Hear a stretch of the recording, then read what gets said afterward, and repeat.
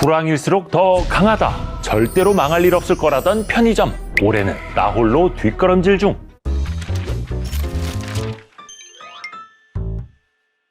최근 편의점 업계의 분위기가 심상치 않습니다. 혹시 이런 말 들어보셨나요?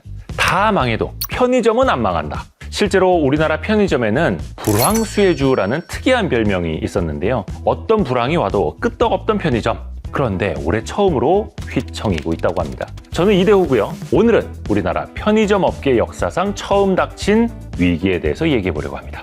올해 1월부터 3월까지 1분기 편의점 총 매출이 처음으로 역성장을 기록했습니다. 편의점 실적에 대한 통계는 2013년에 처음 내기 시작했는데요. 그동안 성장률 자체가 둔화된 적은 있었어도 분기 매출 자체는 적은 폭이라도 증가하는 흐름을 보였었는데요. 즉 12년 동안 어떤 경기 침체와 불황이 와도 매출은 성장세였던 거죠. 자, 이렇게 승승장구하던 편의점의 악재, 이걸로 끝이 아닙니다. 한국에서 편의점이 처음 문을 연 건 1989년인데요. 산업 시작 이후 36년이 지나는 동안 점포수 약 5만 5천 개로 꾸준히 몸집을 불렸습니다. 이 수치는요, 전년 대비 약 60여 개 줄어든 건데요. 이게 왜 악재냐면요. 산업이 시작된 이래로 점포수가 줄어든 것도 처음이기 때문이죠. 상황이 이렇다 보니까 편의점 운영사들도 실적 부진을 피하지 못했습니다. 현재 한국의 주요 편의점 브랜드는 총 4개지만 CU와 GS25가 1위 경쟁을 하고 있죠. 2강, 이 약 구도를 지속하고 있는데요. CU로 운영하고 있는 BGF 리테일과 GS25로 운영하는 GS 리테일의 1분기 영업이익이 모두 30%대 감소했습니다. 이 두 편의점의 실적을 자세히 들여다보면요. 작년 같은 시기보다 매출은 증가했지만 영업이익은 감소했습니다. 자, 매출은 늘었는데 영업이익은 줄었다. 대체 편의점에 무슨 일이 생긴 걸까요?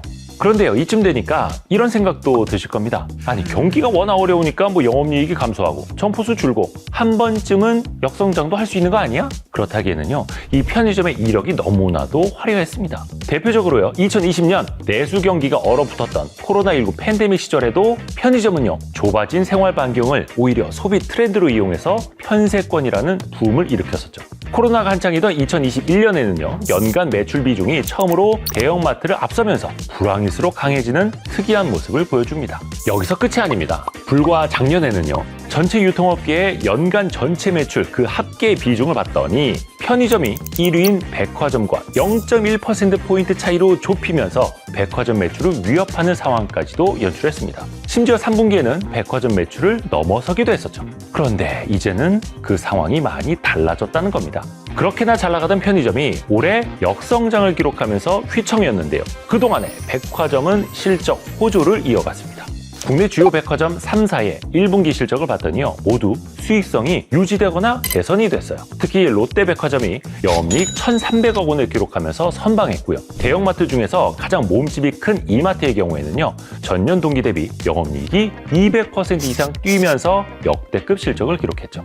그런데 어딘가 좀 이해가 안 되는 게 있죠. 경기는 똑같은데 백화점과 대형마트는 너무나도 잘 나가고 있다는 겁니다. 이렇게 편의점만 역성장한 원인이 뭔지 살펴봤더니요, 첫 번째 원인, 낮은 객단가 때문이랍니다. 편의점은요, 필요할 때 바로 뭘 사러 가는 곳이지 계획해서 장을 보는 곳이 아니죠. 그래서 고객 한 명이 한 번에 쓰는 금액, 즉 객단가가 좀 낮습니다.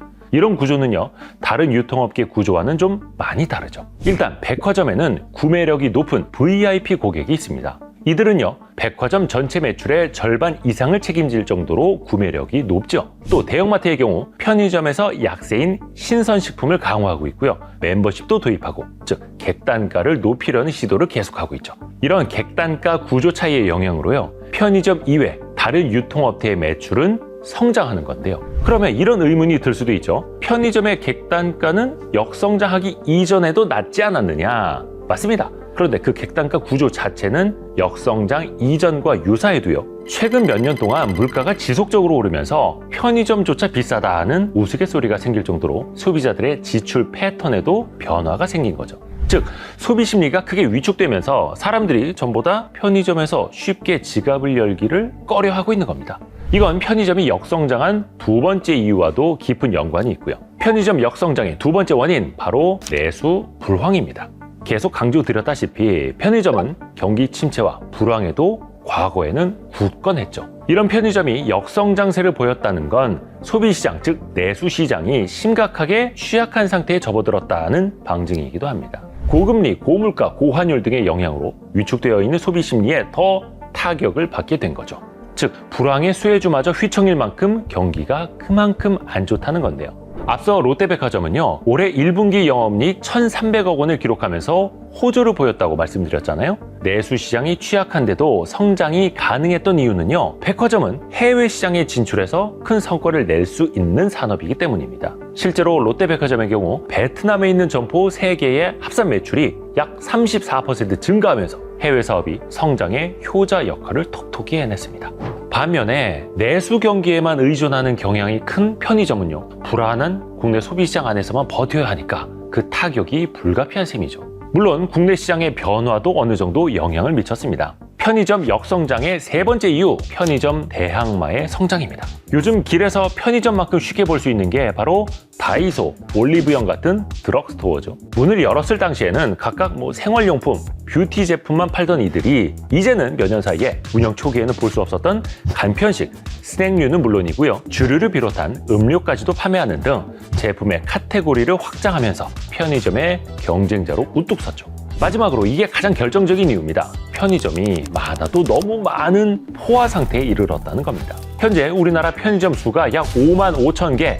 이게 얼마나 많은 거냐면요, 인구 1억 2,300만 명이 넘는 일본의 편의점 수와 맞먹습니다. 쉽게 말해서 일본은 인구 약 2,200명당 편의점이 한 개씩 있다면요, 우리나라는 약 950명당 한 개꼴입니다. 무려 2배 이상 많은 셈이죠. 점포수가 많아지면 문제가 또 생겨날 수밖에 없죠. 경쟁이 치열해지면서 마케팅 비용이 늘고 결국 그럼 수익성은 나빠질 수밖에 없죠.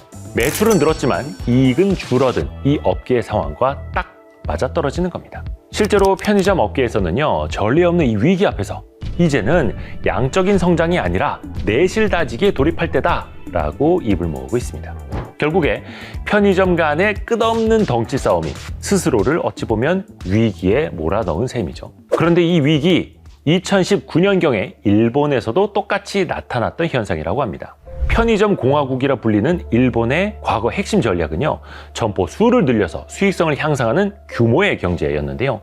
하지만 인구가 감소하면서 점차 인구수 대비 편의점 수가 많아지는 그런 상황이 벌어졌고요. 결국에 우리가 지금 겪고 있는 성장 정체를 일본도 겪으면서 한계를 맞닥뜨립니다. 실제로 일본의 대형 편의점 브랜드 패밀리마트의 사와다 다카시 사장은요, 편의점 업계는 포화됐고 대량 출점 시대는 끝났다라고 이미 말하기도 했습니다. 현재 한국 편의점 업계 관계자들의 탄식과 너무나도 닮아있는 말이었죠. 그렇다면 양보다 질, 과연 어떻게 구축해야 될까요? 편의점 업계가 일제히 선택한 방법은요, 스크랩 앤 빌드, 즉 재단장입니다. 기존 매장을 뜯어고쳐서 효율을 더 높여보자라는 전략인데요. 실제로 작년 CU의 재단장 점포는요, 800여 점으로 이 점포의 매출이 전년 대비 약 20% 증가하는 효과를 보였다고 합니다. GS25도 재단장으로 바쁜데요. 상권을 고려해서 주류 특화 매장, 신선식품 특화 매장 이렇게 각각 특색을 만들어가고 있고요. 최근에는 스포츠 업계에 힘을 빌려보려는 듯한 5개 스포츠 특화 매장을 운영 중이고 그 수를 더 늘릴 계획이라고 합니다. 뿐만 아니라요, 건강식품을 중점적으로 팔면서 헬스케어 시장을 공략하는 약국형 편의점도 등장을 했고요. 물건만 빠르게 사고 나가는 게 아니라 카페처럼 여유 공간이 마련되는 편의점은 물론이고 푸드코트형 신선 특화존으로 이 구색을 더 키우는 편의점도 생겨나고 있습니다. 자체적으로 브랜드 상품을 만들어서 판매하는 고급화 전략, 또 오늘 보내면 내일 도착하는 택배 서비스도 도입하는 등 이 자체적인 노력은 물론이고요. 퀵커머스 경쟁까지 뛰어들면서 질적인 성장을 위해서 다양한 노력을 하고 있는 이 모습을 확인할 수 있습니다. 이 역성장에 대한 업계의 우려와 노력이 필요할 때만 잠깐 들르던 편의점을 옛말로 만들지도 모르겠네요. 사실 어느 업계나 어느 산업이나 끝없이 성장할 수는 없지 않겠습니까? 하늘 끝까지 자라는 나무는 없는 것처럼 편의점도 사실은 이제 성장의 한계를 맞닥뜨릴 수밖에 없는 거고요. 앞에서 말씀드린 것처럼 결국에는 그 안에서 질적인 체질 개선을 통해서 이익률을 더 높여가는 방식으로 갈 수밖에 없는 거죠. 오늘은요, 한국 편의점 업계의 분, 역풍에 대해서 얘기를 해봤는데요. 장기화되는 침체 속에서 늘 우리 곁을 지켜온 이 편의점의 호황기, 정말 이대로 끝나는 걸까요? 변곡점에 서 있는 이 편의점이 앞으로 어떤 변화를 통해서 이 위기를 헤쳐나갈까요?